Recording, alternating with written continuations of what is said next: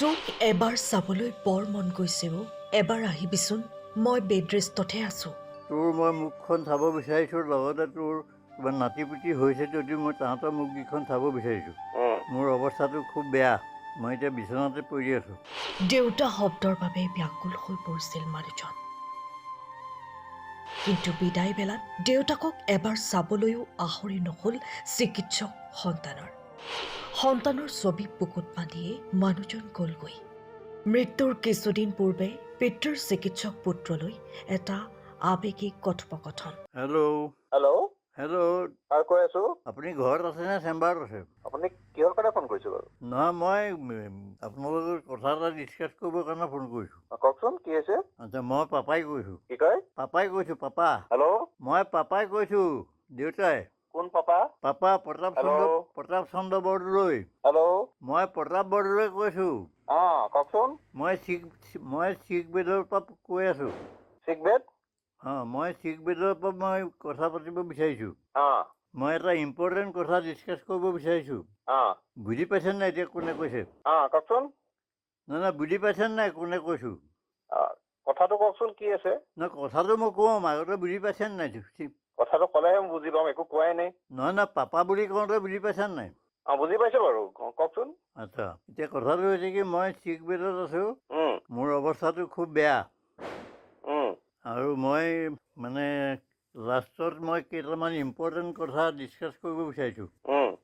মোৰ ফোনটোৰ পৰা মই কেইবাবাৰো ট্ৰাই কৰিলোঁ, কিন্তু নাপালোঁ।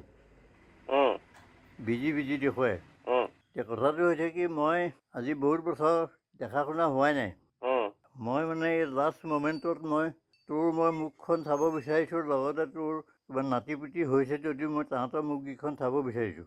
অসুস্থ পিতৃয়ে পুত্ৰৰ মুখখন চাবলৈ বৰ মন কৰিছিল। হয়তো তেওঁ দেউতা শব্দৰ বাবে ব্যাকুল হৈ পৰিছিল। পুত্ৰক জনাইছিল, মই বেডৰেষ্টতহে আছোঁ। কি জানিবা, অসুস্থ পিতৃৰ সেৱা কৰিবলৈ দৌৰি আহিব চিকিৎসক সন্তান। কিন্তু পিতৃক চাবলৈ এদিনো দেউতাকৰ কাষত উপস্থিত নহ'ল চিকিৎসক পুত্ৰ। গুৱাহাটীৰ পৰা যোৰহাটলৈ আহিবলৈ সময় নোলাল চিকিৎসক পুত্ৰৰ। মনৰ দুখতেই যোৰহাটৰ লুৰুকিহাটৰ প্ৰতাপ চন্দ্ৰ বৰদলৈ নামৰ ৮১ বছৰীয়া ব্যক্তিগৰাকী মানসিকভাৱে ভাগি পৰে। তেখেতৰ স্বাস্থ্যৰ অৱনতি ঘটাত যোৰহাট চিকিৎসা মহাবিদ্যালয়ত ভৰ্তি কৰা হয়। পিতৃ চিকিৎসালয়ত ভৰ্তি হৈ থকাৰ কথাও চিকিৎসক পুত্ৰক খবৰ দিয়া হৈছিল। কিন্তু চিকিৎসক পুত্ৰই এবাৰো দেখা কৰিবলৈ নাহিল। অৱশেষত পুত্ৰৰ মুখ নেদেখাকৈয়ে মনৰ বোজা মনতে লৈ বুধবাৰে বিদায় মাগিলে প্ৰতাপ চন্দ্ৰ বৰদলৈ। অন্যহাতে এই প্ৰতাপ চন্দ্ৰ বৰদলৈ এগৰাকী চিকিৎসক কন্যাও আছে। তেওঁ পিতৃৰ কাষত এবাৰো উপস্থিত নহ'ল। আনকি পিতৃৰ মৃত্যু হোৱা ২৪ ঘণ্টা উকলি যোৱাৰ পিছতো যোৰহাটত উপস্থিত নহ'ল চিকিৎসক পুত্ৰ কন্যা। কোনো চিনেমাৰ কাহিনীতকৈ কম নহয় এই প্ৰতাপ চন্দ্ৰ বৰদলৈ জীৱন কাহিনী। কৰ্মসূত্ৰে গুৱাহাটীত আছিল প্ৰতাপ চন্দ্ৰ বৰদলৈ। কিন্তু কেইবছৰমান পূৰ্বে তেওঁ যোৰহাটৰ পটীয়াগাঁৱত থকা অমৰাৱতী বৃদ্ধাশ্ৰমলৈ আহিছিল। তাতে তেওঁ লগ পাইছিল আশ্ৰমখনৰ কাৰ্যকৰী সদস্য বিনীত দত্তক, যিজনৰ লগত ক্ৰমাৎ আত্মীয়তা বাঢ়ি গৈছিল। আশ্ৰমৰ বাবে তেওঁ এবিঘা মাটিও ক্ৰয় কৰি দিছিল। আশ্ৰমখনলৈ প্ৰায়ে অহা যোৱা কৰিছিল প্ৰতাপ চন্দ্ৰ বৰদলৈ। কিন্তু ৩ বছৰৰ পূৰ্বে যোৰহাটৰ পটীয়াগাঁৱৰ কোচগাঁৱৰ বিনীত দত্তৰ ঘৰতে থাকিবলৈ লৈছিল প্ৰতাপ চন্দ্ৰ বৰদলৈ। কিন্তু শেহতীয়াকৈ তেওঁৰ স্বাস্থ্যৰ অৱস্থা বেয়া হোৱাত তেওঁ গুৱাহাটীত থকা চিকিৎসক পুত্ৰলৈ ফোন কৰি নিজৰ ইচ্ছাৰ কথা পুত্ৰক অৱগত কৰিছিল। কিন্তু পুত্ৰ দেউতাকৰ কাষত এদিনো উপস্থিত নহ'ল, যাৰ বাবে দুখত ভাগি পৰিছিল প্ৰতাপ চন্দ্ৰ বৰদলৈ। ক্ৰমাৎ তেখেতৰ স্বাস্থ্যৰো অৱনতি ঘটে, যাৰ বাবে বিনীত দত্ত আৰু পৰিয়ালে যোৰহাট চিকিৎসা মহাবিদ্যালয়ত ভৰ্তি কৰি দিছিল। চিকিৎসালয়ত থকা কেইদিন তেওঁলোকেই শুশ্ৰূষা কৰিছিল। কিন্তু নিয়তিৰ ওচৰত হাৰ মানি প্ৰতাপ চন্দ্ৰ বৰদলৈ পুত্ৰ কন্যাৰ মুখ নেদেখাকৈ বুধবাৰে পুৱা চিৰদিনলৈ বিদায় মাগিলে। অন্যহাতে তেওঁৰ দেহ ইলোৰা বিজ্ঞান মঞ্চলৈ দান কৰি গৈছিল। এতিয়া চিকিৎসক পুত্ৰ কন্যাৰ এনে কাৰ্যক সকলোৱে ধিক্কাৰ জনাইছে। উল্লেখ্য যে প্ৰতাপ চন্দ্ৰ বৰদলৈ শ্ৰাদ্ধকে ধৰি সকলো ধৰ্মীয় কাম কাজ বিনীত দত্তৰ পৰিয়ালেই কৰিব বুলি ইতিমধ্যে জানিব পৰা গৈছে। মোৰ ঘৰতে আশ্ৰয় আছিল ২২ চনৰ আগষ্ট মাহৰ পৰা মোৰ ঘৰতে আছে আৰু অহা যোৱা কৰি থাকে। আৰু পৰিয়ালৰ লগত তেওঁৰ কোনো যোগসূত্ৰ নাই। যদি তেওঁ গুৱাহাটীত থাকোঁতে যোগসূত্ৰ কৈছে ক'ব নোৱাৰোঁ, কিন্তু মই ইয়াত জনামতে তেওঁ নাই বুলিয়ে কৈছে। তেওঁ যে গুৱাহাটীত কৰে যোগাযোগ কৰে গুৱাহাটীত মানে তেওঁ নিজৰ কামতো যায় তাৰপিছতে পৰিয়ালৰ লগত যদি সেইটো তাত সম্পৰ্ক আছে মই সিমান নাজানো তাৰমানে। আপোনাৰ ঘৰত কেতিয়াবা আশ্ৰয় লৈছে? 22 চনৰ আগষ্ট মাহৰ পৰা আছে প্ৰায় 3 বছৰ। 3 বছৰ। পৰিয়ালৰ বিষয়ে মানে ক'বলৈ তেওঁ এটা কথা কি তেওঁ বৰ বেছি কথা কৈ নাথাকে একমত তেওঁ আনৰ পৰা মানে হেৰি কিবা এটা পাম বুলিও সেইটো কৰি নাথাকে তাৰমানে তেওঁ মোক কোনোবা এটা ক'লে আপুনি কি হিচাপত আশ্ৰয় দিছিল? তেখেতে মোৰ আগৰ পৰা যে চিনাকিটোৰ কাৰণে মানে তাৰপিছত যেতিয়া ক'লে মোলৈ 5,000 টকা দিম মই সেই কথাটো সেইটো কাৰণে ক'ব খুজিছোঁ থাকিবলৈ এতিয়া মোৰ সক্ষম হোৱা নাই ভাড়াঘৰত এই থেৰাপি চেণ্টাৰটোত তেতিয়া বোলো সেই কওঁ মোৰ আমাৰ ঘৰ এটা আছে আপুনি ইয়ালৈকে গুচি আহিব কেতিয়াবা ময়ো থাকিম আপুনিতো ঘূৰিয়ে ফুৰে ইয়াত অহা কেইদিন ইয়াতে থাকিব নহয় আকৌ গুচি যায় সেইদৰে চলাচল কৰি আছিলে তাৰপিছত যেতিয়া অকণমান মানে শাৰীৰিক অসুস্থতা এটা হৈছে তেতিয়া মানে বেছিকৈ থকাটো হৈছে আৰু তেওঁ মানে ভৰি এটা মানে হেৰি আঁঠু বিষ এটা হৈছে আঁঠু বিষটো মানে ডেকা কালৰ বিষ সেইটো বেছিকৈ হ'বলৈ ল'লে তাৰপিছত কঁকাললৈ আহিলে আৰু তাৰ ষ্ট্ৰকো হৈছিলে বোলে কেইবাবাৰো মই জনামতে ষ্ট্ৰকো হৈছিলে তেওঁ কৈছে মোৰ ষ্ট্ৰক আগতে হৈছিলে গুৱাহাটীত থাকোঁতে মানে মই লগতে থাকিবলৈ ক'লোঁ আহক ইয়াতে থাকক ময়ো কেতিয়াবা ইয়াত থাকিম আমাৰ সেই ঘৰখন খালী হৈহে আছে তাৰপিছত আপুনি কেতিয়াবা গুৱাহাটী নিজৰ কামত গ'লে গুচি যাব কেতিয়াবা অহা যোৱা কৰি থাকে গুৱাহাটীলৈ যায় যেনি গুচি যায় তেওঁক নিৰ্দিষ্ট কামত ল'ৰা ডাক্তৰ ছোৱালীও ডাক্তৰ তেওঁ গুৱাহাটীতে থাকে প্ৰথমতে মেডিকেল কলেজত কৰিছিলে এতিয়া হেল্থ চিটিত কৰিছে বুলি পিছত শুনিছোঁ মানে দেই কিন্তু চিকিৎসক বুলি আপোনালোক জানো চিকিৎসক বুলি জানো এই যে দেউতাক অসুস্থ আপোনালোকৰ ঘৰৰ পৰা খবৰ দিয়ে তেতিয়া পুত্ৰই কি কয় বা জীয়ৰীয়ে কি কয়? জীয়ৰীৰ লগত আজিলৈকে মই ফোনাফোনি কৰা শুনা নাই কিন্তু পুত্ৰৰ লগত কৈছে এই ৰেকৰ্ডিঙো কৰি থোৱা আছে কিছুমান কথা আপোনালোকে সেইখিনি শুনিব তাৰপিছত মানে আপোনালোকে যেতিয়া খবৰ দিয়ে দেউতাকক কি কয় তেওঁ? এতিয়া মানে ক'ত আছে কি কথা সেইটোহে সোধে আমি যাম বুলি বা সেই তেনেকুৱা কথা কিছুমান নকয় ল'ৰাক মাতিছিলেও তেওঁ ল'ৰাক মাতিছেও মতা স্বত্বেও তেওঁ নাহিলে ল'ৰাটো মেডিকেল কলেজত কেতিয়া ভৰ্তি কৰালে আপোনালোকে? হেৰি তাৰিখে 24 তাৰিখে ভৰ্তি কৰিছোঁ 12টামান বজাত ভৰ্তি কৰিছোঁগৈ আমি যোৰহাট মেডিকেল তাৰপিছত কালি 27 কালি 28 নে কালি 27 তাৰিখে 7:10 তেওঁ ঢুকাইছে ৰাতিপুৱা তেওঁ কি কাৰণে ভৰ্তি কৰাবলগীয়া হৈছিল? তেওঁ মানে সেই বিষ আৰু উশাহটো ল'বলৈ অকণমান টান পায় তাৰপিছত এই কঁকালটো বেছি বিষাবলৈ লাগিলে কঁকালত মানে এনেকুৱা হ'ল তেওঁ বহি থাকিলে উঠিবলৈ মন নোযোৱা হয় আৰু সেইটো সেইতে খাবলৈ এৰি দিলে খাবলৈ এৰি দিয়াৰ কাৰণে মই দেখিলোঁ মানুহটো এইটো বেছিকৈ দুৰ্বল হৈ গৈছে দুৰ্বল হৈ যোৱাৰ কাৰণে আমাৰ ঘৰৰ লগতো আলোচনা কৰিলোঁ কৰি পেলাই মেডিকেলত ভৰ্তি কৰিলোঁ মাতটো মানে একেবাৰে বহি গ'ল আৰু খাবলৈ এৰি দিলে মেডিকেলত ভৰ্তি কৰাৰ পাছত পুতেকক খবৰ ঘৰৰ মানুহে দিয়া হৈছিলে ঘৰৰ মানুহ মানে তেনেকুৱা পৰিয়ালৰ মানুহো খবৰ দিছিলে আৰু আমাৰ ভাইটিয়েও খবৰ দিছিলে তাত মেডিকেলত ভৰ্তি হৈ আছে বুলি নাহিলে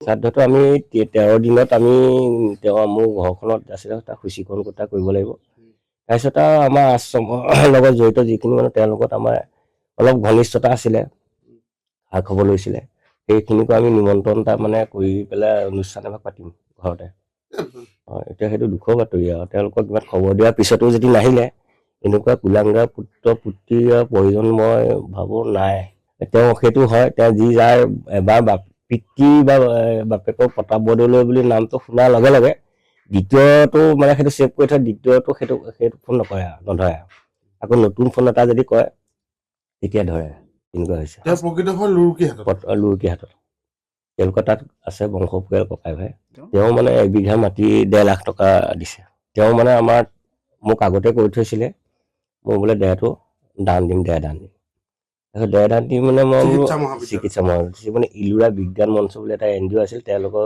লগত আমাৰ আশ্ৰমৰ কেইবাজনো দি থোৱা আছে দেহদান মই আকৌ সেই সূত্ৰে তেওঁলোকৰ লগত যোগাযোগ কৰিলোঁ কৰাৰ পিছত তেওঁলোকে মানে বোলে হ'ব তেতিয়াহ'লে মই এইটো অনুষ্ঠান কৰি আছোঁ মই তেখেতক ক'লোঁ বোলে এনেকুৱা অনুষ্ঠান এটা আমাৰ আশ্ৰমৰ ভালেকেইজনে কৰি থৈছে আপোনাৰ বোলে হ'ব মইতো বিচাৰিয়ে ফুৰিছোঁ এনেও কৈ থাকে মই দেহদান দিম কিন্তু লিংকটো পোৱা নাই মই আকৌ তেওঁ আগতে কৰি থৈছে বুলিয়ে ভাবিছিলোঁ মই ইমান নোসোধোঁ আৰু যেতিয়া মই কথাটো এনেই উলিয়াই দিলোঁ বোলে এনেকুৱা আমাৰ আশ্ৰমত কেইবাজনো মানুহ দেহদান কৰি থৈ গৈছে সেইখিনি পাতি বোলে ময়ো কৰিম আকৌ বোলো কেনেকৈ মই সুধি চাম বোলো লিংক এটা মই আশ্ৰমৰ মানুহখিনি যিখিনি কৰিছিলোঁ মই সুধি চাম মই লিংকটো উলিয়াই পেলাই পাতিলোঁ বোলে হ'ব মই এইটো ফৰ্ম কেনেকৈ কিবলৈ কয় মই চব সম্পূৰ্ণ চহী কৰি দিম তাৰপিছত মই দেৰি হোৱাৰ কাৰণে মোক বেছি গালিহে পায়, কেলে ইমান দিন হোৱা নাই, কেলে এতিয়া কৈ থৈ গ'ল এতিয়া কৰি থৈ গ'ল তেওঁ। এতিয়া যোৰহাট চিকিৎসা মহাবিদ্যালয় তাতে চমজি ল'লে। তেতিয়া চমজি লৈ NGOৰ সৈতে চমজি লৈছে, NGOয়ে তেওঁলোকক চমজাই দিলে। আমি আছো আশ্ৰমৰ মানুহখিনি।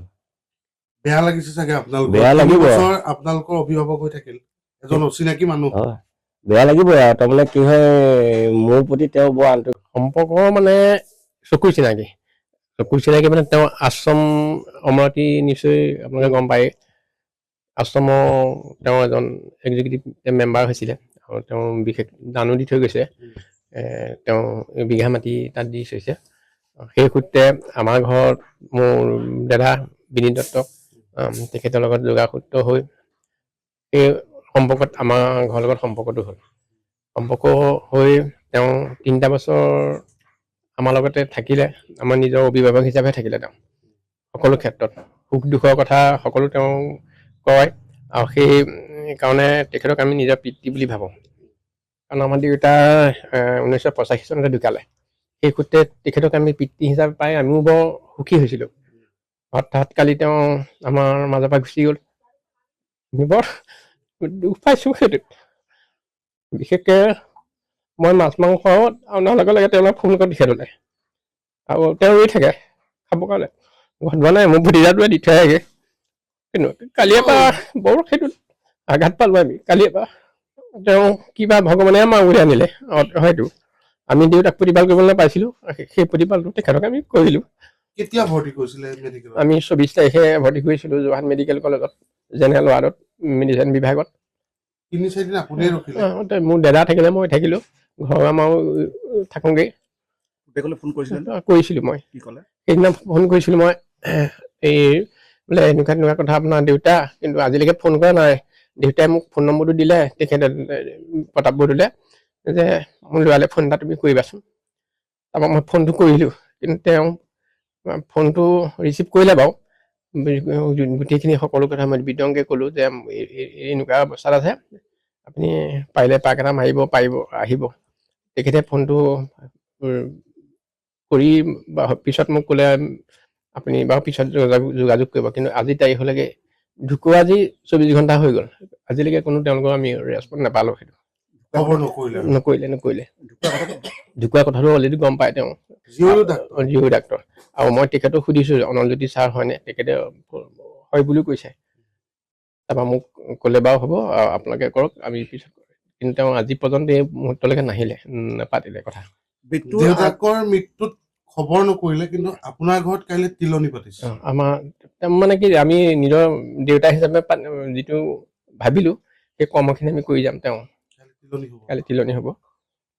10 দিনত 10 দিনত দহা। আৰু আমি যিটো আমাৰ সামাজিক নিয়ম সেইটো আমি কৰিম তেওঁ হৈ পেলাই। এটা সমাজলৈ বাৰ্তা যাব লাগে যে এনেকুৱা ঘটনা কোনো পিতৃ মাতৃৰ লগতে নহওক। হয়। কাৰণ পুত্ৰ ল'ৰা ছোৱালী কেলৈ ডাঙৰ কৰে?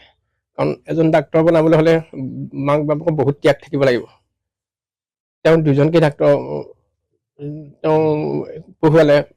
আজি সমাজত তেওঁ এজন প্ৰতিষ্ঠাপক হৈ আছে, কিন্তু সেইখিনি মূল্যত তেওঁলোকে বৰ্তমান আজি তাৰিখলৈকে নিদিলে। সেইটো তেওঁ সেই কিষ্টা থাকিলে। ফোনো কৰিছিলে তুমি তোমাৰ মুখখন চাওঁ বুলি, এবাৰ আহিবা। কিন্তু এইটো 3 মাহমানৰ আগত কৰিছিলে ফোন। আৰু সেইটো কথাতে তেওঁ বেছি মানসিকভাৱে আৰু দুখী, তাৰমানে দুখ পালে মনতে। দুৰ্বল হৈ পৰিলে, যে মই দেউতাক হিচাপে সৰু হৈ মাতিলোঁ, কিন্তু তেওঁলোকে কোনো কথাত মোৰ ৰেচপঞ্চ নকৰিলে। বিশেষকৈ আমাৰ মানুহৰ লগত তেওঁ অকণ সেইটোতে দুখো পাইছে, যে কোনে আজি মোক প্ৰতিপাল কৰিব লাগিছিলে, কোনে কৰিছে। পৰিবাৰ ক'ত থাকে? পৰিবাৰ গুৱাহাটীত থাকে বুলি গম পাইছোঁ তেওঁৰ মুখৰ পৰাহে। আমি কিন্তু যোগাযোগ নাই লগত থাকে আমি নাই সোধা সেইটো। কাৰণ আমাৰ পৰিয়ালটোৱে যে আমি যৌথ পৰিয়াল, আমাৰ 4জন ককাই ভাই, আজি পৰ্যন্ত আমি একেটা মততে আছোঁ, একে ঘৰতে আছোঁ। সেই ইউনিটিটো দেখিয়ে তেওঁ ভাল পাইছিলে, যে মোক এনেকুৱা এখন সমাজহে লাগে। মই আৰু এখন আশ্ৰম পাইছোঁ, অমৰাৱতী আশ্ৰম যেনেকুৱা তেনেকুৱা এইখনো এখন মোৰ কাৰণে আশ্ৰম। এই সূত্ৰে তাৰমানে ইয়াত থাকি ভাল পালে তেওঁ। হেল্ল', আপুনি ঘৰত আছে নে ক'ত আছে? হা? আপুনি ঘৰত আছে নে চেম্বাৰত আছে? আপুনি কিহৰ কাৰণে ফোন কৰিছে বাৰু? নহয়, মই আপোনালোকৰ কথা এটা ডিছকাছ কৰিবৰ কাৰণে ফোন কৰিছোঁ। কওকচোন কি হৈছে? আচ্ছা মই পাপাই কৈছোঁ। কি কয়? পাপাই কৈছোঁ, পাপা। হেল্ল', মই পাপাই কৈছোঁ, দেউতাই। কোন papa? Papa Pratap Chandra Bordoloi. Hello', মই প্ৰতাপ বৰদলৈ কৈছোঁ। কওকচোন। মই শিখ বেদৰ পৰা কৈ আছোঁ। চিকবেদ? মই শিখ বেদৰ পৰা মই কথা পাতিব বিচাৰিছোঁ। মই এটা ইম্পৰ্টেণ্ট কথা ডিছকাছ কৰিব বিচাৰিছোঁ। বুজি পাইছেনে নাই এতিয়া কোনে কৈছে? কওকচোন। নাই বুজি পাইছেনে নাই কোনে কৈছোঁ? কথাটো কওকচোন কি আছে? নহয় কথাটো মই কওঁ, আগতে বুজি পাইছেনে নাই? কথাটো ক'লেহে মই বুজি পাম, একো কোৱাই নাই। নহয় পাপা বুলি কওঁতে বুজি পাইছেনে নাই?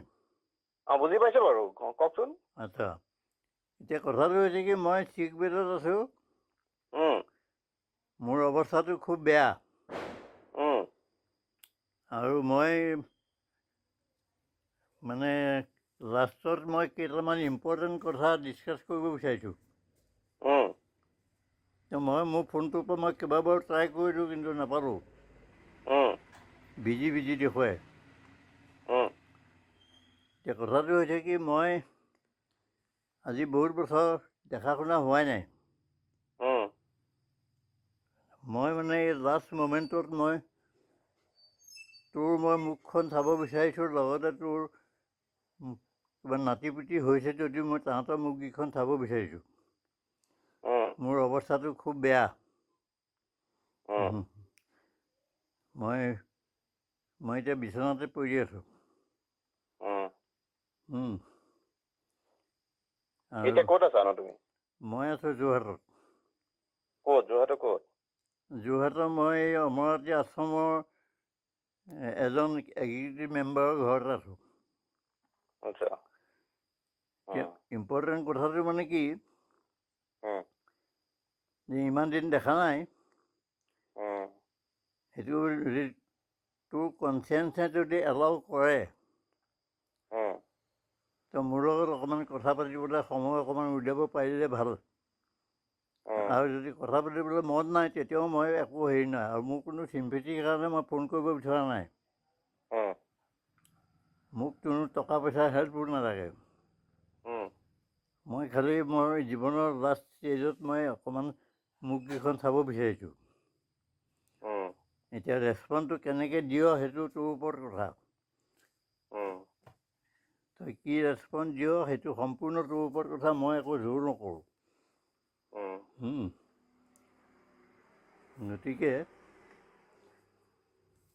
কথাটো সেইটোৱেই যে তহঁতৰ মুখকেইখন অকণমান চাব বিচাৰিছোঁ। তোৰ পৰিয়ালনো কি হৈছে কি নাই হোৱা, তাহাঁতক এবাৰ চাব পালে মই অন্ততঃ শান্তিত মৰিব পাৰিম। এড্ৰেছটো মোক হোৱাটছআপ কৰি দিবচোন, এইটো নাম্বাৰ। মই এতিয়া হোৱাটছআপত মেছেজটো দি দিম বাৰু। বাকী তহঁতৰ ভাল?